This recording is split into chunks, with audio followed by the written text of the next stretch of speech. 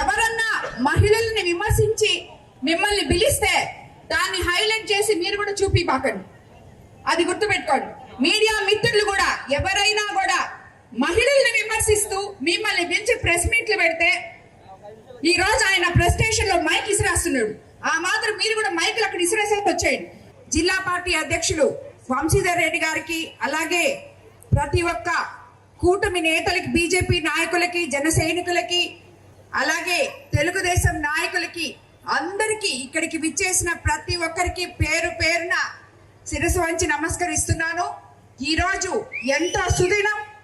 ఎందుకంటే 12 సంవత్సరాల మన ప్రధానమంత్రి మోడీ గారి పాలన, 2 సంవత్సరాల మన ముఖ్యమంత్రి, ప్రియతమ ముఖ్యమంత్రి నారా చంద్రబాబు నాయుడు గారి పాలన కలిసి వచ్చిన 2 సంవత్సరాలకి ఈ రోజు మనం అందరం ఇక్కడ సమావేశం అవ్వడం జరిగింది.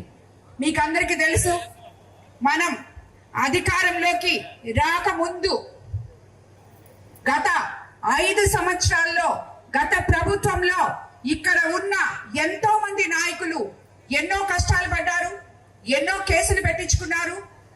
ఎక్కడా కూడా అభివృద్ధి అనేది లేదు. ఒక్క పని చేసిన పాపాన్ని పోలేదు, ఒక్క తట్టం మట్టేసిన పాపాన్ని కూడా పోలేదు ఎక్కడ. ఇది ప్రతి ఒక్కరికి తెలుసు. మేము చేశాము అని చెప్పుకున్న గత ప్రభుత్వ నాయకులకి అందరికీ కూడా కనువిప్పు అయ్యేలాగా మన ప్రభుత్వం వచ్చిన తర్వాత 24 నెలల్లో, 2 సంవత్సరాల్లో మన ముఖ్యమంత్రి చంద్రబాబు నాయుడు గారు ఎలక్షన్ ముందు ఏదైతే చెప్పారో సూపర్ 6 పథకాలు సూపర్ హిట్ చేస్తామన్నారు, చేసి చూపించారు. మొట్టమొదటిగా ఈరోజు మనం 1వ తేదీ కల్లా 24 నెలల నుంచి ప్రతి ఒక్క ఎమ్మెల్యే గడప గడపకు వెళ్ళి ప్రతి గ్రామంలో 1వ తేదీ కల్లా అవ్వాతాతలకు 4000 పెన్షన్ ఇస్తుంది. అదే పెన్షన్ ని వాళ్ళు పెంచడానికి 1000 రూపాయలు పెంచడానికి 5 సంవత్సరాలు తీసుకున్నారు. మనం ఒకే ఒక్క సిగ్నేచర్ తో ముఖ్యమంత్రి అయిన వెంటనే 4000 చేయడం జరిగింది. అలాగే దివ్యాంగులకి 6000 చేశాం, డిసేబుల్డ్ వాళ్ళకి 15000 చేశాం. అలాగే తల్లికి వందనం, ఎంతమంది పిల్లలు ఉంటే అంతమంది పిల్లలకి ఇస్తామని చెప్పాం. ఈ రోజు అంతమందికి ఇవ్వడం జరిగింది. అది ఒక ఎత్తు అయితే, స్కూల్లో ఇన్ఫ్రాస్ట్రక్చర్ బాగు చేస్తామని చెప్పాం. అవన్నీ కూడా ఈ రోజు బాగు చేయడం జరిగింది. సన్న బియ్యంతో భోజనం అందిస్తాం పిల్లలకి అని చెప్పడం జరిగింది. అది అందిస్తున్నాం. అలాగే మంచి బ్యాగ్లు, మంచి బుక్స్, ఇవన్నీ కాకుండా క్లాస్ రూమ్ కి ఒకే టీచరు అనే కాన్సెప్ట్ తో మన విద్యాశాఖ మంత్రి విద్యాశాఖలో ఎన్నో ఉన్నత పరిణామాలు తీసుకురావడం జరిగింది. అదంతా ఒకేటైతే, స్త్రీ శక్తి, ఇక్కడ ఎంతో మంది మహిళలు ఉన్నారు. మనం ఏదైతే చెప్పామో మహిళలు ఉచితంగా బస్సుల్లో ప్రయాణించవచ్చు అని చెప్పి అది అక్షరాల చేసి ఇచ్చాం. అలాగే అన్నదాత సుఖీభవ, ముఖ్యంగా మన ఏరియా డెల్టా ఏరియా అధికారంలోకి రాగానే పట్టాదారు పాసు పుస్తకాలు రాజముద్రతో ఇస్తాము, ల్యాండ్ యాక్ట్ రద్దు చేస్తామని చెప్పాం, రద్దు చేశాం. రైతులకి పట్టాదారు పాసు పుస్తకాలు అందించాం.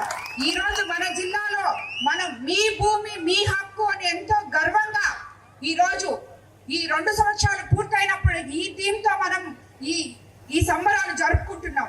రీసర్వేలు చేస్తున్నాం, అలాగే 22A తీసేస్తున్నాం. ఇవన్నీ కూడా గత ప్రభుత్వంలో 22Aని అడ్డం పెట్టుకొని ఎంతో మంది భూ రాబందులు భూముల్ని స్వాహా చేసిన విధానం ఉంది. ఈ రోజు దానికి మన ప్రభుత్వం వచ్చిన తర్వాత స్వస్తి చెప్పడం జరిగింది. అలాగే 3 సిలిండర్లు ఇస్తామని చెప్పాం, అవి ఇవ్వడం జరిగింది. ఇలాగా మత్స్యకార సేవలో ఇచ్చాం, ఆటో సేవలో ఇచ్చాం. అలాగే చేనేత వాళ్ళకి, చేనేత కార్మికులకి 200 యూనిట్లు ఉచితంగా ఇస్తామని చెప్పాం. అలాగే 500 యూనిట్లు ఉచితంగా ఇస్తామని చెప్పాం మగ్గాలు ఉన్న వాళ్ళకి. ఇవన్నీ చేసాం. అలాగే ఎలక్ట్రిసిటీలో 3 ఫేజ్ కరెంట్ ఇచ్చాం, RDS తీసుకొచ్చాం. ఇలాగా చెప్పుకుంటూ పోతే మనము అన్నిటికన్నా ముఖ్యంగా ఇక్కడ ఎదురుగా ఉంది మన కోవూరు కాన్స్టిట్యున్సీలో ఎప్పుడు లేని విధంగా అన్నా క్యాంటీన్ ఓపెన్ చేసుకోగలిగాం. ఈ రోజు పేదవాడు 5 రూపాయలకి పొద్దున్నే టిఫిన్, మధ్యాహ్నం భోజనం, సాయంత్రం భోజనం తినగలుగుతున్నారు. ఎంతో మంది ఎక్కడెక్కడి నుంచో వచ్చి పనులు చేసుకునే వాళ్ళకి 5 రూపాయలకి అంత మంచి భోజనం అందిగలుగుతున్నారు. ఇలాంటి అన్నా క్యాంటీన్లు కూడా మూసేసి రోజు గొప్పలు చెప్పుకుంటుంది. మేము అవి చేసాం ఇవి చేసాం అని చెప్పి. అది పేదవాడి క్యాంటీన్, ఎవరికైనా కూడా పనికొచ్చే క్యాంటీన్. ఈ రోజు మన అన్నా క్యాంటీన్లలో ఒక్క తెలుగుదేశం వాళ్ళకి 5 రూపాయలకి భోజనం పెట్టట్లేదు. ప్రతి ఒక్క పేదవాడి ఆకలి తీరుస్తున్నాం మనం మన అన్నా క్యాంటీన్లో. సుమారు 268 అన్నా క్యాంటీన్లు మన ముఖ్యమంత్రి చంద్రబాబు నాయుడు గారు ఓపెన్ చేయడం జరిగింది. సో ఈ రకంగా మనం ఇంకా ఎన్నో ప్రజలకి సంక్షేమ పథకాలు తీసుకొచ్చాం. మెగా డిఎస్సి ద్వారా 16,000 మందికి గత ప్రభుత్వంలో 5 సంవత్సరాలు టీచర్ ఉద్యోగము అనే మాట మర్చిపోయి ఉన్నారు. ఎంతో మంది నా దగ్గర కూడా చెప్పారు, అమ్మ మాకు వయసు అయిపోతుంది, మెగా డిఎస్సి పెట్టలేదు, మాకు ఉద్యోగాలు లేక ఇప్పుడు కూడా కానీ పెట్టకపోతే మేము ఏమైపోతామో అని బాధపడిన వాళ్ళు ఎంతో మంది ఉన్నారు. ఈ రోజు 16,000 మందికి మనం మెగా డిఎస్సి ఇవ్వడం జరిగింది. అలాగే 6,000 కానిస్టేబుల్ పోస్టులు భర్తీ చేయడం జరిగింది. ఇవన్నీ ఒక ఎత్తైతే మన యువ నాయకుడు నారా లోకేష్ బాబు గారు 2 సంవత్సరాల్లో 23 లక్షల కోట్ల పెట్టుబడులు తీసుకొచ్చారు. 20 లక్షల ఉద్యోగాల గమ్యంతో ముందుకెళ్తున్నారు. ఆల్రెడీ 6 లక్షల ఉద్యోగాలు మనం ఇవ్వడం జరిగింది. ఇవన్నీ ఒక ఎత్తైతే మన కోవూరు నియోజకవర్గానికి వస్తే మనం ఈ రోజు 30 సంవత్సరాల నుంచి పక్కన పడిపోయిన కిసాన్ సెస్ లో 15,000 కోట్లు పెట్టుబడులు తీసుకురావడం జరిగింది. దీనికి మన పిల్లలకి యువతకి బంగారు భవిష్యత్తు ఉద్యోగాలు రాబోతున్నాయి రాబోయే రోజుల్లో. అలాగే షుగర్ ఫ్యాక్టరీని ఒక దారికి తీసుకురావడానికి అధికారులు, ఎంపీ గారు, నేను అందరం కలిసి కృషి చేస్తున్నాం. వాళ్ళకు కూడా న్యాయం చేస్తాం అది తొందరలో అని చెప్పి కూడా తెలియజేసుకున్నాను.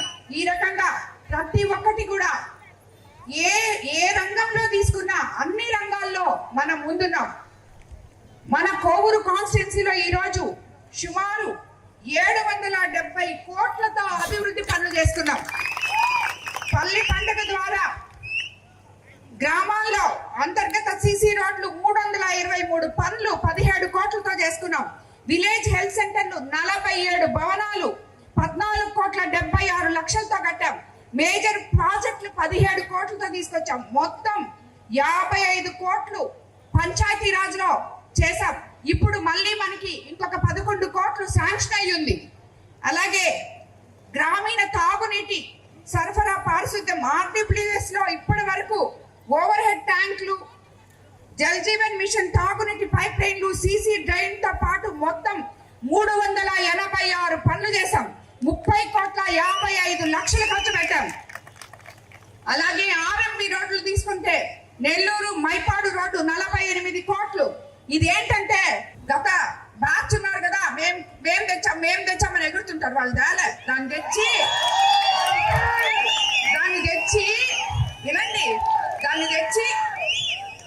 దాన్ని తెచ్చి ఒక టెంకాయ కొట్టి ఆ కాంట్రాక్టర్ దగ్గర కమిషన్ తీసుకొని 8 నెలలు చేయకపోతే ఆ పని క్యాన్సిల్ అయిపోయింది. మొన్న ప్రభుత్వం వచ్చినప్పుడు తిరిగి నేను RMB మినిస్టర్ గారి దగ్గర, సీఎం గారి దగ్గర స్పెషల్ పర్మిషన్ తీసుకొని రిక్వెస్ట్ చేసి 45 కోట్లతో ఈ రోడ్డు మళ్ళీ మొదలు పెట్టాం. అది ఈ నాయకులకి తెలియదు పాపం. వాళ్ళు మేము టెంకాయ కొట్టాం అయిపోయింది అంటున్నారు. అలాగే ముదువర్తి కాజ్వే 22వ సంవత్సరంలో ఒక దగ్గర టెంకాయ కొట్టారు. ముందు కృష్ణాపట్నం పోర్ట్ లో కొట్టారు. 24లో ముదువర్తి పాలెంలో కట్టారు.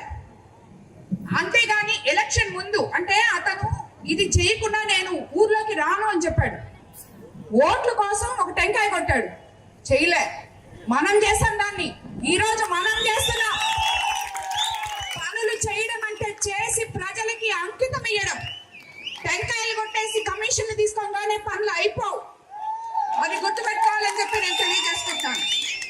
అట్లాగే RMB రోడ్లో బుచ్చి దగదర్తి రోడ్డు 28 కోట్లు, బుచ్చి ఊటుకూరు రోడ్లు 8 కోట్లు, మొత్తం 28 రోడ్ల అభివృద్ధి పనులకు 149 కోట్లు 12 లక్షలు ఇప్పటి వరకు మనం ఖర్చు పెట్టాం రోడ్లకి. అలాగే ఇరిగేషన్ లో పాలెం కాజువే కోసం 93 కోట్లు 32 లక్షలు, దాదాపు 40% పనులు పూర్తయ్యాయి.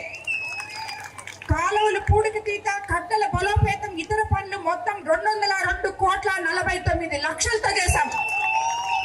అలాగే విద్యుత్ శాఖలో సుమారు మొత్తం ఇప్పటి వరకు 145 లక్షలు చేశాం. ఆర్డీఎస్ఎస్ కింద 112 కోట్లు, 70% పని పూర్తి. కుడితపాలెంలో సబ్ స్టేషన్ 3,22,00,000, పంచాయతీల సబ్ స్టేషన్ 3,75 లక్షలు. పిఎం సూర్యఘర్ యోజన కింద ఎస్సీ ఎస్టీకి 122 కోట్లు, మొత్తం 262 కోట్లు విద్యుత్ శాఖలో మనం పెట్టడం జరిగింది. అలాగే సమగ్ర శిక్షణ దాంట్లో 13 కోట్లు, డైట్ కాలేజ్ పల్లిపాడులో డైట్ కాలేజ్ తీసుకురావడం జరిగింది. అలాగే దేవాదాయ ధర్మాదాయ శాఖలో 9,20,00,000 ఇవ్వడం జరిగింది. సిఎంఆర్ఎఫ్ కింద, అన్నిటికన్నా ముఖ్యంగా సిఎంఆర్ఎఫ్ కింద 900 మందికి 10 కోట్లు సుమారు అందించడం జరిగింది. అలాగే ఇవన్నీ కాకుండా సిఎస్ఆర్ ఫండ్స్, ఎంపీ లాంటి సొంత విపిఆర్ ఫౌండేషన్ డబ్బులు, ఇవన్నీ కూడా ఎన్నో పెట్టున్నాం మన కాన్స్టిట్యూన్సీ మీద. ఈ రోజు ఇవన్నీ చూసుకుంటే అవన్నీ పక్కన పెడితే కేవలం మన గవర్నమెంట్ లోనే కేవలం 24 నెలల్లో కొవ్వూరు నియోజకవర్గంలో 770,25,00,000 అభివృద్ధి పనులు మనం చేస్తున్నాం. ఈ రోజు మీకందరికీ నన్ను ఎంతో నమ్మకంతో 6 సార్లు ఎమ్మెల్యేగా ఉన్న ఒక అతని మీద 25 రోజుల్లో టికెట్ తీసుకొని రాజకీయాలకు అడిగిపెట్టిన నన్ను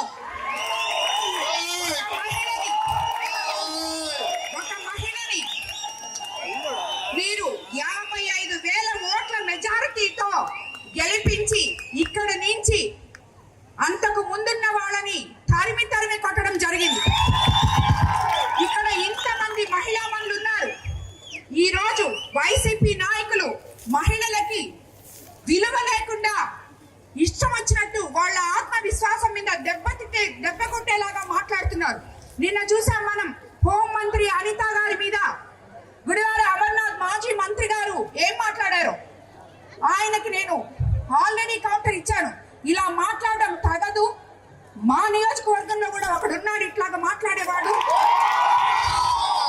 సో మీ రాజకీయ నాయకులు ఏ రోజైతే మహిళకి మీరు మర్యాద ఇస్తారో ఆ రోజే మీకు రాజకీయాల్లో ఉండే అర్హత ఉంది. లేదంటే మా మహిళలు మిమ్మల్ని తరిమి కొడతారు. ప్రతి కాన్స్టిట్యున్సీలో మహిళా మనులు ఉండారు అని చెప్పి నేను చెప్పడం జరిగింది. అది నేను చెప్పిన పక్క రోజే ఇక్కడ మన కాన్స్టిట్యున్సీలో ఈ రోజు ఒక పిచ్చోడు మాట్లాడినట్టు మెంటల్ భాష తీసుకొని సోమిరెడ్డి ప్రశాంతమ్మ మీ ఆయన వేమిరెడ్డి ప్రభాకర్ రెడ్డి గారి అభివృద్ధి చేశారు చూడమ్మా అని చెప్పాడు. వాళ్ళకి పిచ్చర్ కావాలా చాదస్తం అనుకోవాలా నాకు అర్థం కావట్లేదు. అతనికి మతి భ్రమించి మాట్లాడుతున్నాడు, మతమెక్కి మాట్లాడుతున్నాడు. ఎందుకంటే నేను సోమిరెడ్డి ప్రశాంతి రెడ్డిని, వేమిరెడ్డి ప్రశాంతి రెడ్డిని నీకు అనవసరం. నన్ను ఏ రోజైతే ఎలక్షన్ ముందే నేను ప్రజలకి ఎవరో చెప్పని విధంగా నేను చెప్పి ప్రజల మన్ననలు పొందిందాన్ని నేను నల్లపరెడ్డి ప్రసన్నని అని చెప్పి నువ్వు చెప్పే ప్రసన్న నిన్ను తరిం కొట్టారు. అది చూసుకో ముందు. ఎవరైతే ఏంది ప్రజలకి సేవ చేయడానికి నేను 2 కుటుంబాలకి గౌరవం తెచ్చిన ఆడబిడ్డని నేను.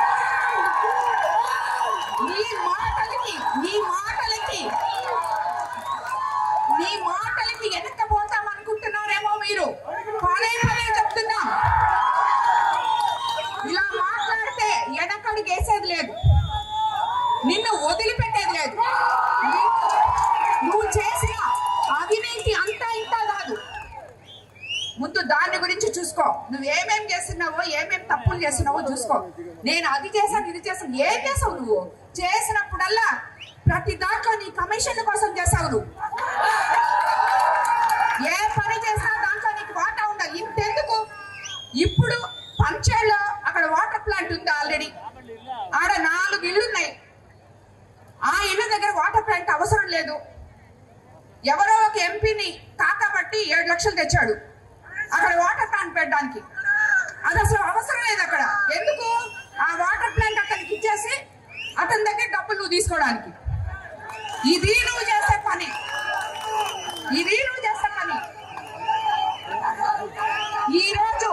ఈ రోజు నీ దగ్గర ఉన్న ప్రతి నువ్వెప్పుడు మమ్మల్ని చేర్చుకుంటావు?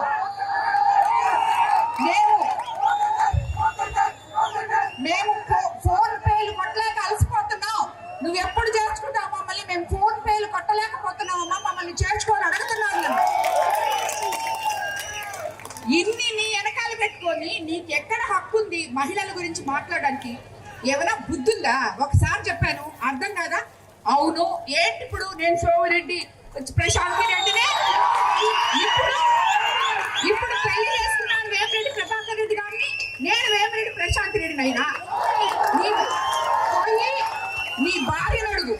నిన్ను పెళ్లి చేసుకున్న తర్వాత నల్లపురెడ్డి గీత అయిందా లేకపోతే అలాగే ఉందో అడుగు.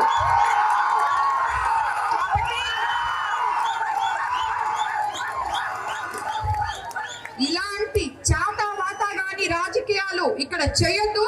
నీ చరిత్ర అయిపోయింది. ప్రసన్నానికి ఇప్పుడే చెప్తున్నా, మళ్ళీ నిన్ను ఈ కోవూరు మహిళలు తరిమి తరిమి కొడతారు. నీకుగా ఒక్క ఓటేరు. మేము ఈరోజు ఈ 2 సంవత్సరాలు ఈ మాదిర కూటమి నేతలు అందరం కలిసి ఇలా చేసుకుంటున్నామంటే ఆ ప్రజల ఆశీస్సులు మాకున్నాయి కాబట్టి, ఆ మహిళలందరూ నన్ను గెలిపించారు కాబట్టి ఇలాంటి రాజకీయ నాయకుల్ని ప్రతి మహిళ ఎదుర్కోవాల్సిన పని ఉంది. మీరందరూ కూడా మహిళలందరూ జాగ్రత్తగా ఉండండి. ఇలాంటి వాళ్ళు మన దరిదాపులకి ఓటడగడానికి కూడా రానివ్వకండి అని చెప్పి నేను ఏమంత రాజకీయ నాయకుడైతే మహిళను విమర్శిస్తాడో ఆ రాజకీయ నాయకుడికి ఓటు హక్కు లేదు, ఓటు అడిగే హక్కు లేదు మహిళని. అది గుర్తుపెట్టుకోవాలని చెప్పి నేను తెలియజేసుకుంటాను. మీ దగ్గరికి ఓటు అడగడానికి ఏ మహిళ దగ్గరికి వచ్చినా మీరు తగు సమాధానం చెప్పాలని చెప్పి కూడా ఇక్కడున్న మహిళా సోదరులందరికీ నేను తెలియజేసుకుంటున్నాను. ఈ రోజు